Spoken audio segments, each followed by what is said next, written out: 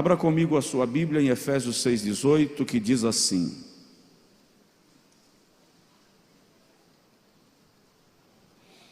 orando em todo o tempo, com toda a oração e súplica no Espírito, e vigiando nisto com toda perseverança e súplica por todos os santos, e por mim, para que me seja dada no abrir da minha boca a palavra com autoridade, para fazer notório o mistério do Evangelho. Vou repetir: orando em todo o tempo, com toda a oração e súplica no Espírito, e vigiando nisto com toda a perseverança e súplica por todos os santos.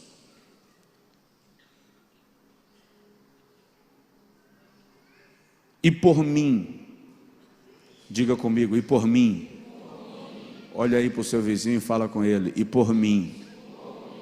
Olha para o outro vizinho e diz para ele assim: você precisa orar por mim.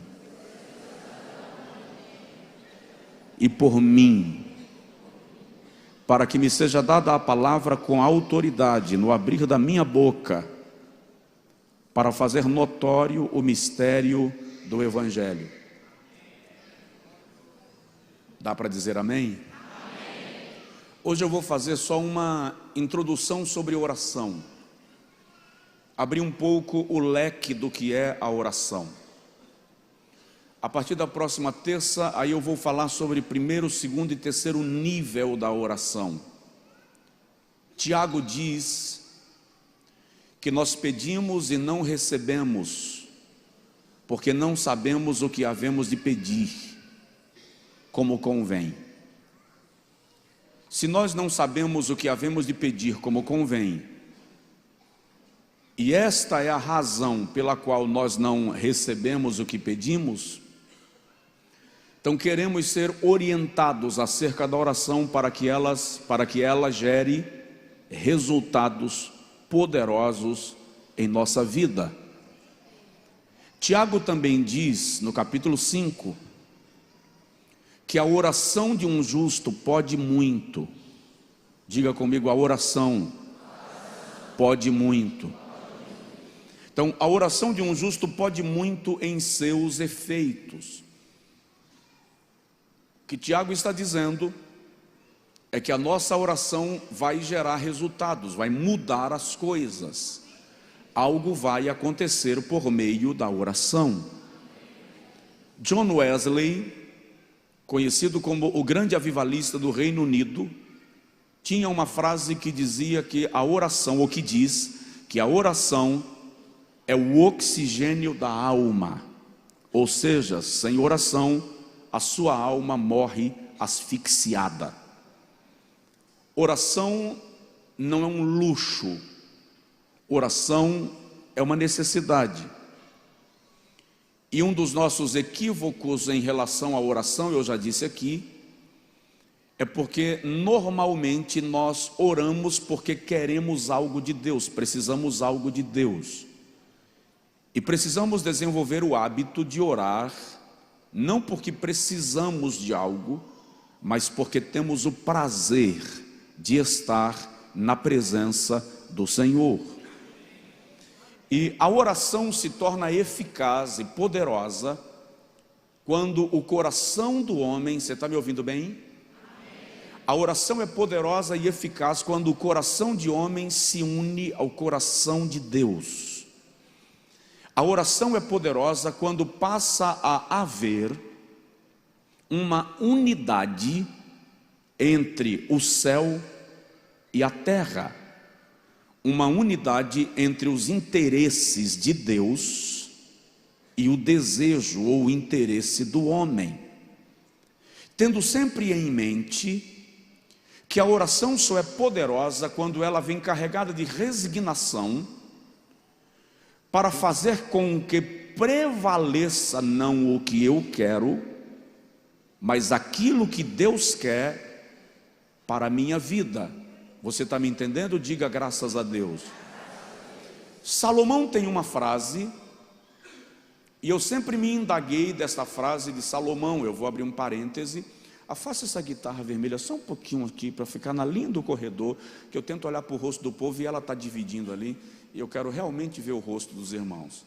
É uma necessidade minha, falar, olhar para você e lhe encontrar. E obrigado.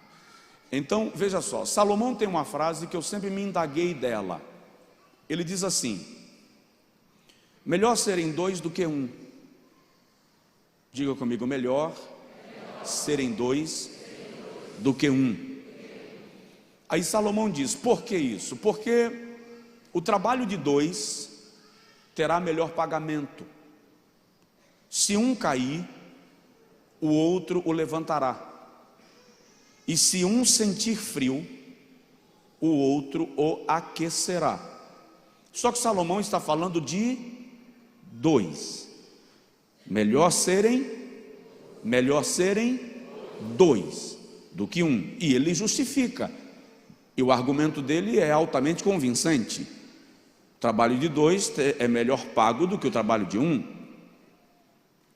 Se um sentir frio, o outro o aquecerá. E se um cair, o outro o levantará. Mas agora Salomão arruma um terceiro sujeito que eu não consigo encontrar na argumentação dele, porque ele diz assim: o cordão de 3 dobras não se quebra facilmente. Ora, ele está falando de 2, onde é que ele arrumou o terceiro? E eu nunca encontrei o terceiro nesse versículo. Esse negócio sempre me deixou meio encucado. E quando eu cheguei no Novo Testamento esses dias, o Espírito Santo me fez enxergar a terceira pessoa, o terceiro sujeito do argumento de Salomão. Porque Jesus está orando pelos seus discípulos em João capítulo 17, e ele diz assim: Pai, eu te rogo que eles sejam um, assim como eu e o Senhor somos um.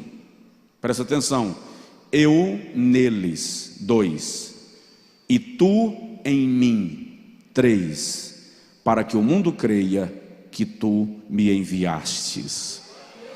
Jesus está dizendo que quando há unidade entre nós, essa unidade corresponde com o pensamento do céu, e aí, em vez de serem 2 concordando, se tornam 3, porque nós nos tornamos um em Cristo, e Ele com o Pai, e aí nos formamos um cordão de 3 dobras que não se quebrará de jeito algum.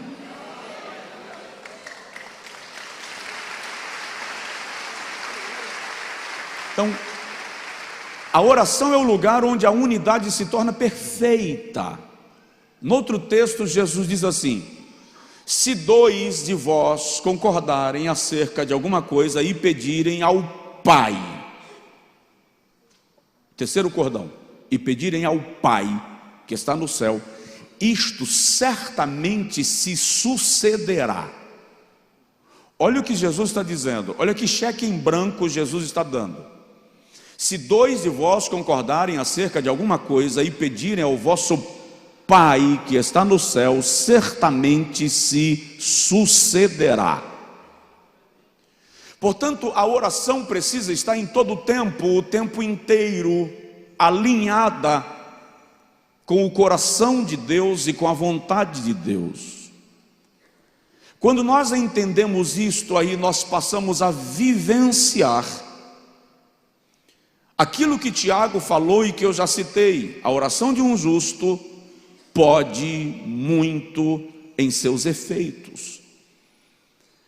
Quando a igreja entender que a oração não é um sacrifício, a oração deve ser uma prática habitual movida pelo prazer. Quando nós entendermos que precisamos entrar na presença de Deus, e quando nós descobrirmos ou decifrarmos o caminho da oração, quando nós compreendermos que a oração é entrar na casa de Deus, não na casa física, na casa espiritual de Deus, e compreendermos cada cômodo, cada compartimento, cada momento da oração, quando nós percebermos que estar na presença de Deus requer de nós investimento de tempo, porque todo relacionamento requer investimento de tempo, nós vamos chegar ao nível da intimidade. E quando chegarmos ao nível da intimidade, nós não precisaremos ter um momento de oração, porque a nossa vida será uma vida de oração. Esse é o plano de Deus para nós. Então Paulo, escrevendo aos Efésios sobre a armadura de Deus, ele diz: com toda a oração e súplica. Na Bíblia de Jerusalém, esse versículo está escrito assim: com orações e súplicas de toda sorte, orando em todo o tempo. Com orações e súplicas de toda sorte. Bíblia de Jerusalém. Orando em todo o tempo. Provoca o vizinho e fala com ele: orando em todo o tempo. Na tradução de J.B. Phillips, esse versículo está escrito assim: orai sempre, com toda espécie de orações espirituais, e não esquecendo dos vossos irmãos e das vossas irmãs. A expressão indica que nós temos mais de uma forma, mais de um nível de oração, mais de uma perspectiva ou visão na oração. A tradução literal seria orando em cada ocasião. Orando em cada ocasião, no Espírito, com toda forma de orar. Toda a nossa vida deve ser guiada pela oração. Uma igreja que ora é diferente. Uma igreja que ora não tem tempo para picuinhas internas, para fofoquinhas, para disse que disse, porque a oração é poderosa para mudar a nossa perspectiva, o nosso foco. A oração vai mudar inclusive as nossas prioridades e vai nos fazer entender que o plano de Deus em nós e para nós está muito além daquilo que nós pensamos e daquilo que nós estamos vivendo. O Senhor diz em Isaías 55, versículo 8, falando desse plano dele para nós, Isaías 55, salvo engano é o versículo 8, o Senhor declara que assim como os céus são mais altos do que a terra, e assim, 55, 8, e assim como os céus são mais altos do que a terra, assim os meus caminhos são mais altos do que os vossos caminhos, e os meus pensamentos mais altos do que os vossos pensamentos. A oração vai nos fazer entender qual é a perspectiva de Deus acerca de situação qualquer na nossa vida. Em Jeremias capítulo 29, o Senhor diz: eu bem sei os pensamentos que tenho acerca de vocês, pensamentos de bem e não de mal, para vos dar o fim que vós desejais. O que o Senhor está dizendo para nós é que quando nós trabalhamos dentro da esfera humana, da perspectiva física, nós ficamos tão aquém daquilo que Ele tem e quer para nós, que nós muitas vezes reclamamos das coisas sem entender que Deus está trabalhando nas circunstâncias em nosso favor. E o mais incrível e menos compreensível,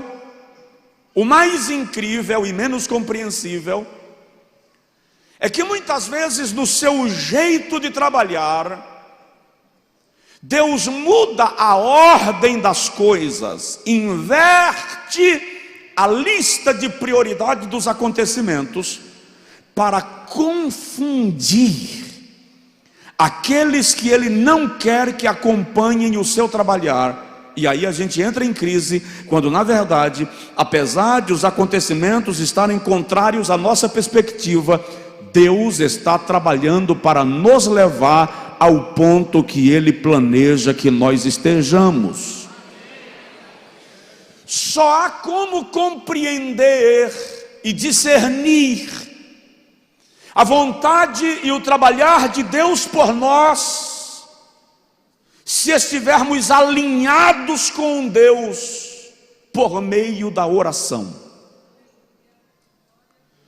O Senhor Jesus nos ensinou que nós precisamos ter os nossos momentos secretos, pessoais, individuais de oração. Mateus 6, ele diz: entra no teu quarto, fecha a tua porta por detrás de ti e ora ao teu Pai em secreto, e Ele que te vê em secreto te recompensará. Agora, nós vamos precisar entender, compreender, que a oração ela é composta ou dividida em 3 etapas. Na primeira etapa, no primeiro momento da oração, no primeiro nível da oração, Deus é o centro, o foco da nossa oração. E nós ignoramos isso. Normalmente quando a gente chega para orar, é incrível isso. Vou orar. Aí a gente chega, ajoelha ou senta e já diz assim: ó Pai, estou diante da tua presença para te pedir, Senhor. A gente já chega orando, não tem um momento de relacionamento. Um momento onde você não pede, você se relaciona com Deus. Se alinha com a sua presença, sente a manifestação da sua augusta glória. Então, nesse primeiro nível da oração, esqueça de você. Eu vou chegar lá, claro, na próxima semana, e o irmão vai entender isso melhor. Mas o primeiro momento da oração é o momento onde eu esqueço de todas as minhas tribulações, aflições e anseios e deito no colo de Deus. Aleluia! Me relaciono com Ele.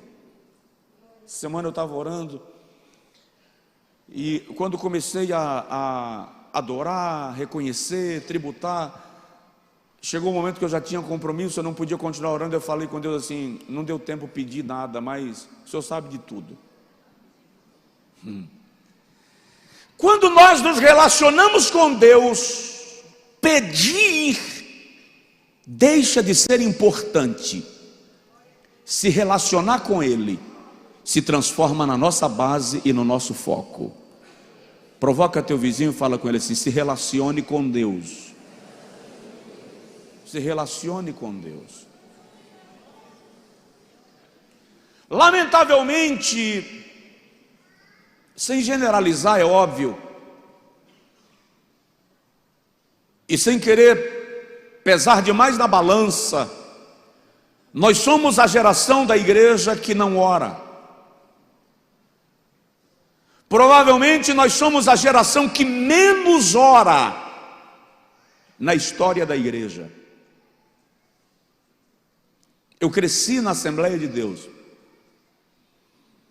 congreguei em templos de piso grosso, a vassoura. A bancada da igreja era uma bancada feita de tira de madeira, de ripa. E aqui e acolá rasgava a saia das irmãs, a calça dos irmãos, porque um preguinho estava saindo. Mas não havia culto sem 30 minutos de oração. Eu não estou querendo agredir o irmão, é claro, por favor. Mas nós estamos há quase 30 dias de oração em 30 minutos, e incrivelmente boa parte de nós chega e não ora nos 30 minutos de oração. A gente fica conversando com quem sentou do lado, mexendo no celular, conversando no WhatsApp, esperando o culto começar, mas a gente não ora, não prepara o ambiente e o coração para receber a poderosa palavra de Deus. E depois é incrível que a nossa hipocrisia egoísta diz assim: por que não tem mais milagres nos nossos dias? Por que Deus não opera mais? Também os pastores não oram, o povo não ora. E a gente começa a apontar para quem não ora e não prestamos atenção que nós não oramos. As coisas vão mudar quando nós voltarmos à oração. Então o primeiro nível da oração, Deus é o centro, e semana que vem eu vou falar só desse primeiro nível. No segundo nível da oração, aí você pode se colocar como o objeto da oração, o objetivo da oração, ou se você quiser chamar assim, o centro da oração. Porém, primeiro Deus, depois nós. Primeiro relacionamento, depois súplica. E o terceiro nível da oração tem os outros, as pessoas, como centro da nossa oração. Eu sei, e até defendo a ideia, que há pessoas que têm, eu não posso chamar de dom ou de ministério, porque biblicamente talvez eu não consiga respaldar, mas há pessoas que têm a missão da intercessão. Há pessoas que têm a missão da intercessão. E é incrível que essa é uma das mais espinhosas da vida da igreja, porque o intercessor genuíno sente as dores da pessoa por quem ele está intercedendo. O intercessor genuíno sofre a insônia da pessoa por quem ele está intercedendo. Mas esse é o terceiro nível da oração, e nós precisamos experimentar isto.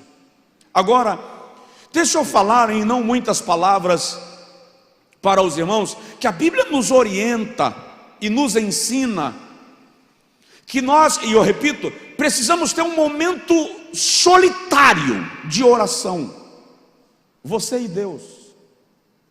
Quando eu leio sobre os heróis da fé, me dá vontade de aceitar Jesus como Salvador.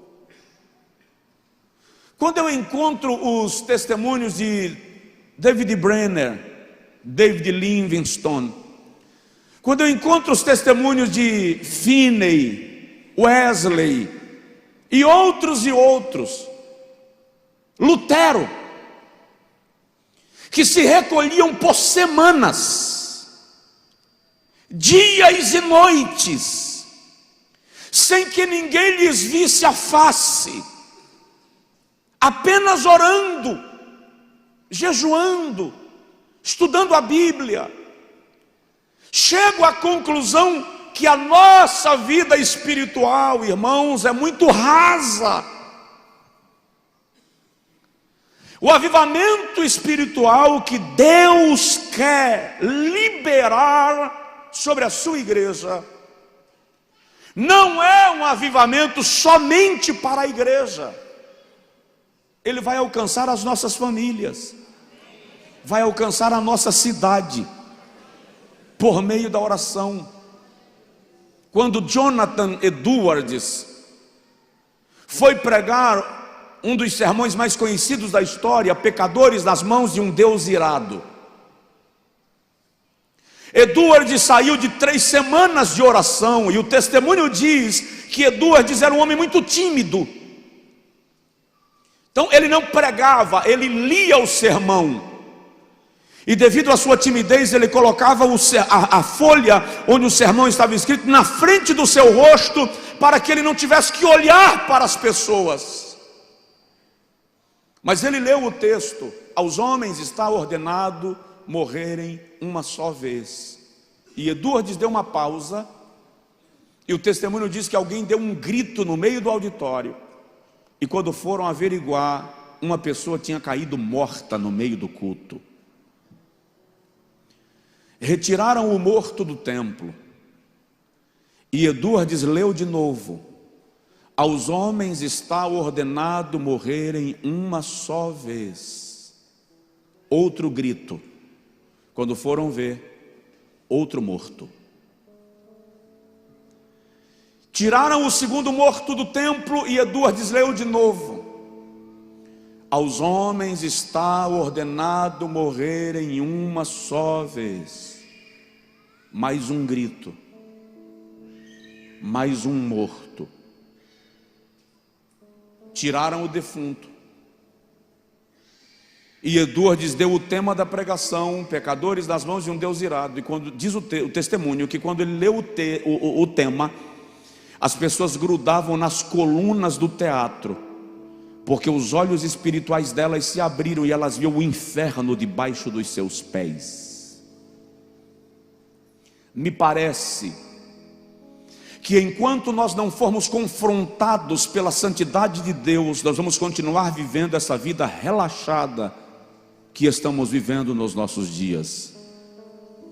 Essa fé superficial que busca coisas em vez de se buscar a Deus. Essa fé superficial que busca o supérfluo em vez de buscar o que é profundo e real. Entra no teu quarto, fecha a tua porta, provoca o seu vizinho e diz para ele: Deus está esperando você na oração.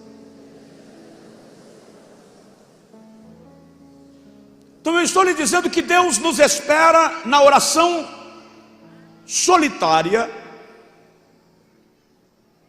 mas Deus também nos espera na oração de concordância. Diga comigo: oração de concordância. O que é uma oração de concordância e que a igreja precisa entender disso? O poder da concordância é eu me unir ao irmão. Você tem uma causa específica. Qual é a causa? X. Vou orar contigo. Nós fazemos um pacto de oração. E nós vamos orar acerca desse assunto até que alguma coisa aconteça nesse negócio. Isso é bíblico. Se dois de vós concordarem acerca de uma coisa e pedir ao Pai que está no céu, certamente se sucederá. Só que na oração de concordância passa a haver um alinhamento de espírito. Não pode haver aquele caso de você estar orando para Deus agir em algo e o outro orando para que Deus não faça nada naquele algo. Na oração de concordância passa a haver unidade. Unidade. Escolha nesta noite ainda um parceiro de oração. Se você não tiver, ouça o pedido de oração do seu parceiro de oração e coloque diante dele o seu pedido e façam um pacto de oração e orem até que alguma coisa aconteça. Ei, tem situações que você vai ter a sensação que a terra está se mexendo sob os seus pés. A oração de um justo pode muito em seus efeitos. Além da oração solitária e da oração de concordância, nós podemos viver momentos de oração coletiva. Quando eu digo aos irmãos, forme um pequeno grupo de oração. A igreja precisa ter momentos de oração coletiva.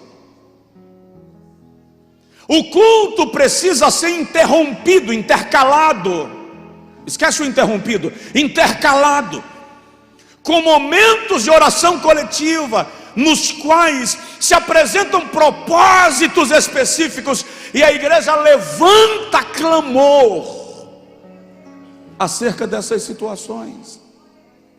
Atos 4, 32 a 35, diz que eles oravam juntos, e enquanto oravam, estremeceu o lugar onde estavam reunidos, e todos ficaram cheios do Espírito Santo.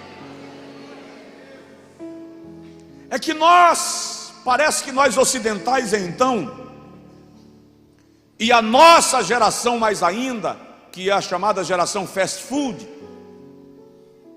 a geração que consegue tudo na hora. Então quando a gente ora 5 minutos e a terra não treme, aí a gente não continua mais orando, e para de orar porque a terra não tremeu. Quando nós precisamos entender que é no hábito da oração, na persistência da oração, na prática da oração, que nós vamos começar a viver os sinais poderosos da oração. Aleluia! Enquanto oravam, estremeceu o lugar onde estavam reunidos. E é interessante que em algum momento Paulo diz que nós precisamos chegar numa dimensão diferente de oração. Existe uma dimensão extraordinária da oração.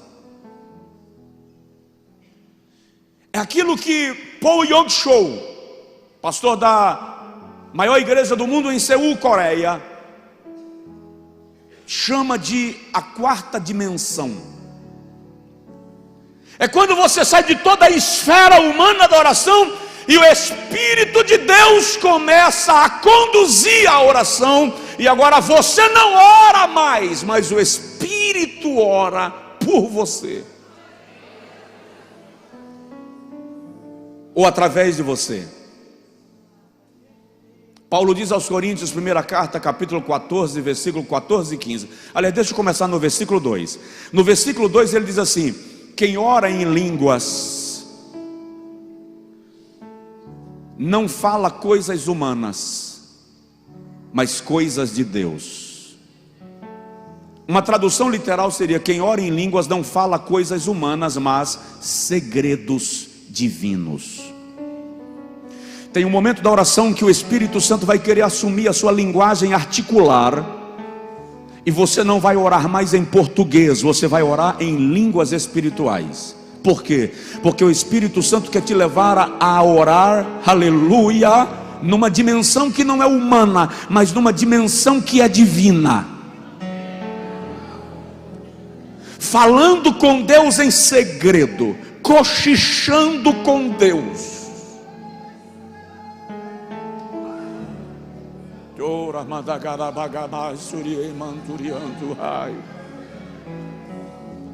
Aí no versículo 4 de 1 Coríntios 14, Paulo diz assim: quem ora em línguas edifica-se a si mesmo. A expressão ali indica, carrega-se, reabastece. Então o que Paulo está dizendo é que quando nós chegamos nessa dimensão da oração no Espírito,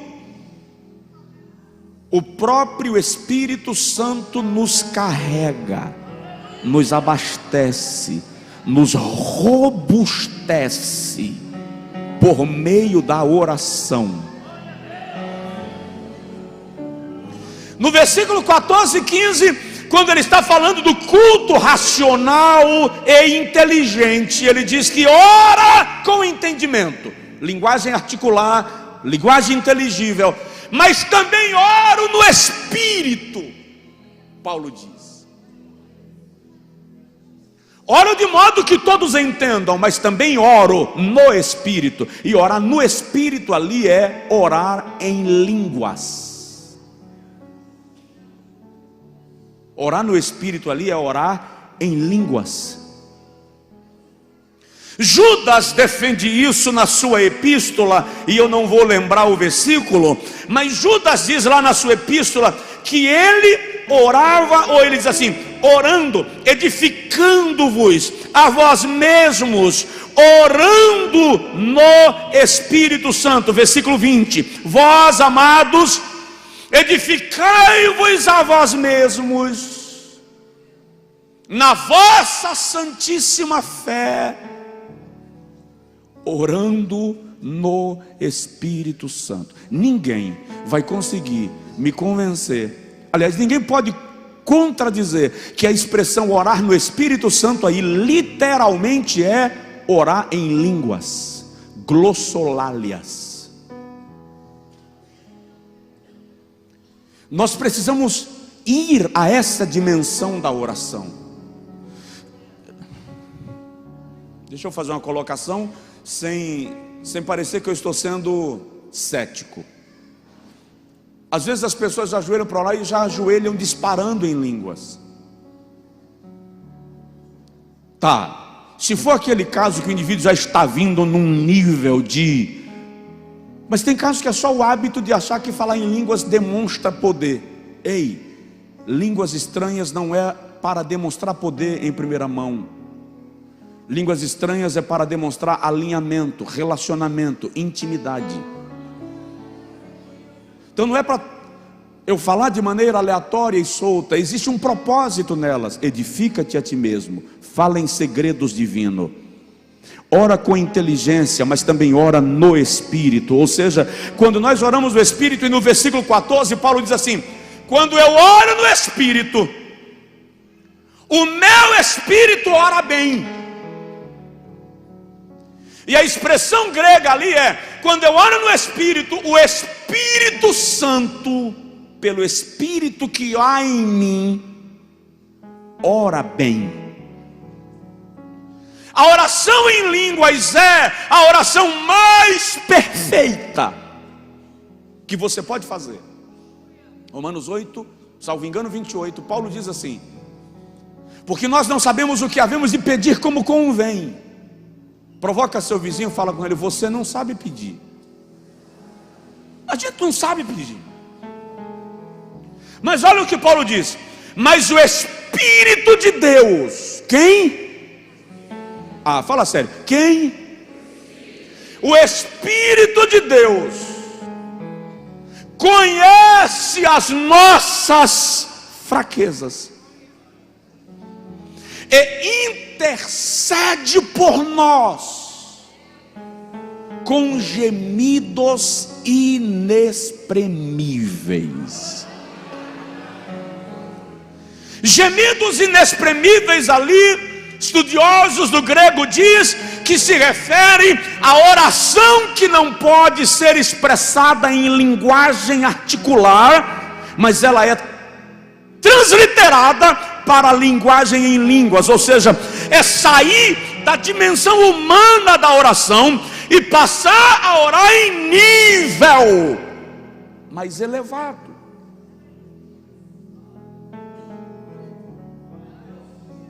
E quantas vezes nós, pelos nossos temores, pelas nossas cismas, pelas nossas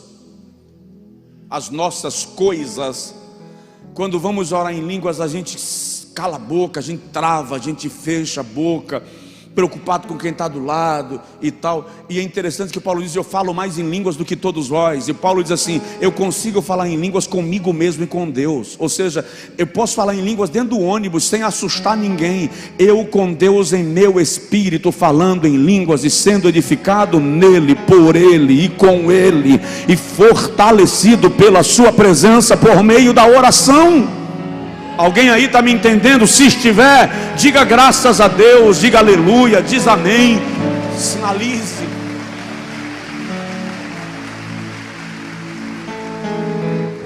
Então eu vou terminar esta noite, mas dá uma provocada aí no seu vizinho, fala com ele assim: sua vida de oração vai mudar.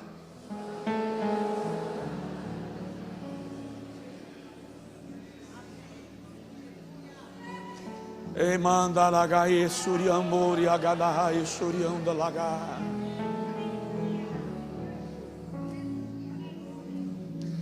nós precisamos entrar na dimensão do Espírito por meio da oração.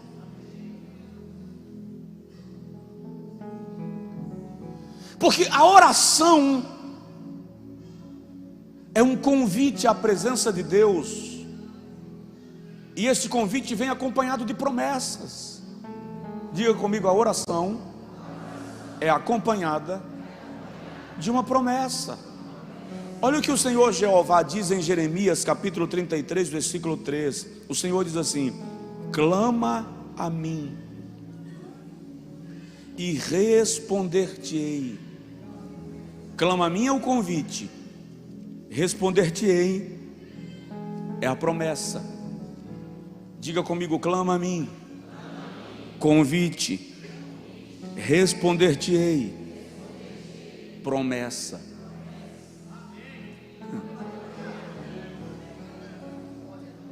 Quando Jesus narra a parábola do juiz insensato em Lucas 18, ele fala sobre o dever de orar sempre sem desfalecer. E ele orienta que por meio da oração persistente, perseverante, nós podemos alcançar respostas, milagres e provisão de Deus. O salmista tem tanta paixão pela oração, e talvez esse seja um dos segredos de Deus olhar de Davi e dizer assim: ele é segundo o meu coração. Porque Davi diz assim: uma coisa pedi ao Senhor, Salmo 27, e me esforçarei para alcançar.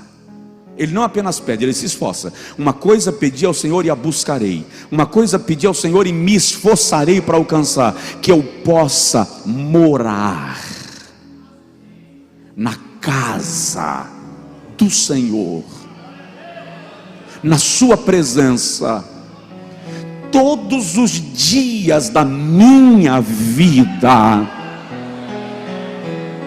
Para quê? Para contemplar, aleluia,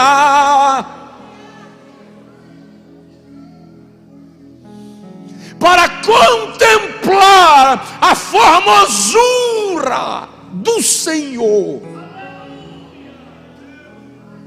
e aprender no seu santo templo. E olha que ele continua dizendo assim: porque no abrigo da tua presença tu me escondes das intrigas dos homens. Aleluia. Fica de pé, por favor. E glória a Deus. Aleluia. Por isso que Paulo diz: ora por mim também, cara, para que me seja dada a palavra com autoridade no abrir da minha boca.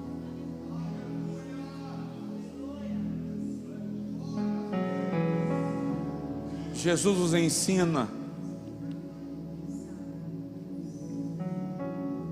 que a oração é o instrumento mais eficaz contra as tribulações e as tentações. Orai, vigiai, para que não entreis em tentação.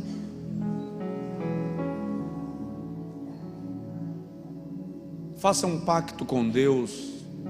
Eu vou lançar a campanha que eu falei há pouco na próxima terça, mas já comece hoje. Faça um pacto de pelo menos 30 minutos de oração diários.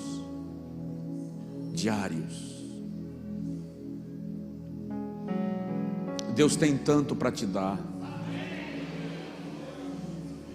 Na hora de sair para cá, Jones estava lendo uma ilustraçãozinha, uma mensagem que ele recebeu, e na mensagem diz que o marido procurou um médico para pedir um tratamento para sua esposa, e ele disse ao médico: porque a minha mulher está ficando surda, eu falo as coisas com ela não sei quantas vezes, ela não responde. E o médico disse: faça o seguinte, vamos fazer um teste. peça algo à sua esposa a certa distância, e se ela não responder, vá se aproximando e repetindo o mesmo pedido até que ela lhe responda, para a gente entender o grau da surdez. E no outro dia, o marido em casa, ansioso por ajudar a sua esposa, perguntou a certa distância: meu amor, o almoço está pronto? Ela não respondeu. Ele se aproximou mais um pouquinho e perguntou: meu amor, o almoço está pronto? Ela não respondeu. Ele se aproximou mais um pouquinho e perguntou: meu amor, o almoço está pronto? Ela não respondeu. Ele chegou bem perto do ouvido dela e perguntou: meu amor, o almoço está pronto? Ela disse: está, meu amor, estou te respondendo pela 4ª vez. Quem estava surdo? Quem estava surdo? Era ele que estava surdo. Quantas vezes nós estamos dizendo: Deus não responde minha oração, Deus não fala nada comigo, e Deus está dizendo assim: já estou falando contigo pela 4ª vez, e você não ouviu, porque você está longe demais, está surdo. Eu vou usar um termo que a minha avó sempre usa: está broco. Quanto mais perto de Deus você estiver, mais rápido você ouvirá a sua voz falando contigo.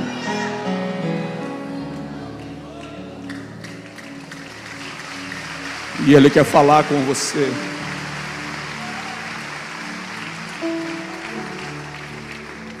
Leva-me além, Senhor.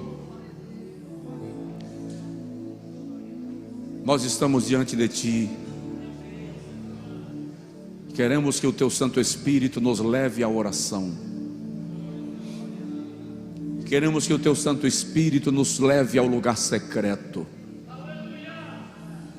Precisamos mergulhar no manto da Tua presença. Ó Deus, eu quero pedir que o Senhor gere em nós uma sede pela oração. Aqueles que estão acompanhando o culto pela internet e os que estão aqui no templo, sejam de igual modo contagiados por uma paixão pela oração. Oh Deus, aproxima-nos de Ti, leva-nos um pouco mais, porque nós, ainda que a gente não compreenda a profundidade, a amplitude e a altura disto, nós temos necessidade de orar, Senhor. Revela-nos isto, comunica-nos isto, porque por meio da oração a nossa alma será santificada e aproximada de Ti. E mandou gora magai ha chora bagai.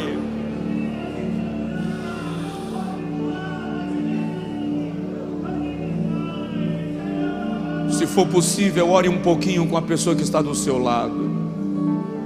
Anabadasui vai que suirá la gadaga.